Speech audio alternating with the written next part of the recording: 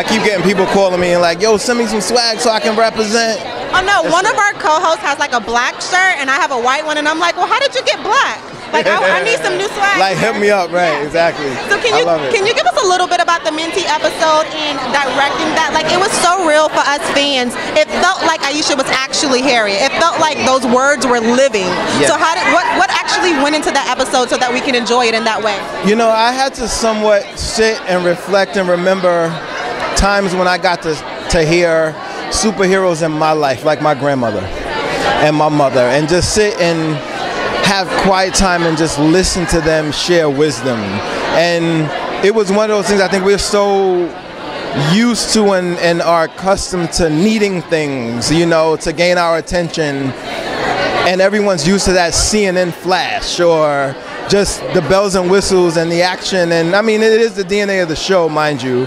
But to take a moment to stop and give platform to this woman, it was fearful just because of the way in which we approached it. But once we all realized what we were doing, why we were doing it, it was just a moment where we had to surrender and really just kind of let go of all our, you know, faculties that we learn or use every day in trying to entertain, and just allow Harriet's spirit to really touch down and, you know, reintroduce herself. And it was just a beautiful thing. And to support Aisha, I mean, it was literally I was a viewer, not only the director in shooting that episode, because I was wrecked.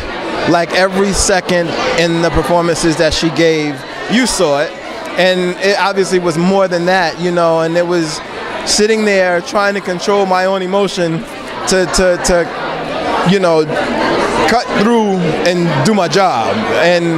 But it was just one that, you know, the story is remarkable, and it's one that needs more than an hour, but I'm happy that Joe and Misha found it within themselves to continue to raise the bar and to be fearless and find opportunities for us to parallel where we are. You know, this show has been dragged so far forward. It's so current and relative and relatable right now. And that's the awesome thing for me, where who I feel like I'm living my purpose, and that I'm able to use opportunities like this to affect change and help us. You know, it's the healing mechanisms that we're looking for, and it's exciting. And really quickly, can you just give us a little bit of why was it so important to direct the camera showing us Harriet's back with the scars? And so we got a chance to see her in a way that we've never seen her before. It was very vulnerable. Yeah. Why was that so important? You know, one, the opportunity to see her and to understand and to learn about her in a three-dimensional way that we've never been able to was exciting in and of itself.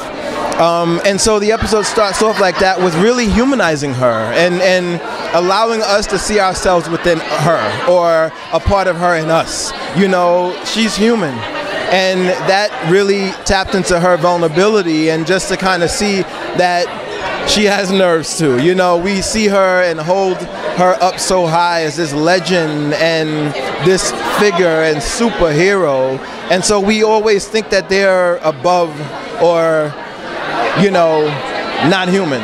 And so it was a moment of us to try to really kind of set the stage and to realize that she's just like us, you know, and just to feel that heartbeat of anxiety before she's to go in and unleash what she did.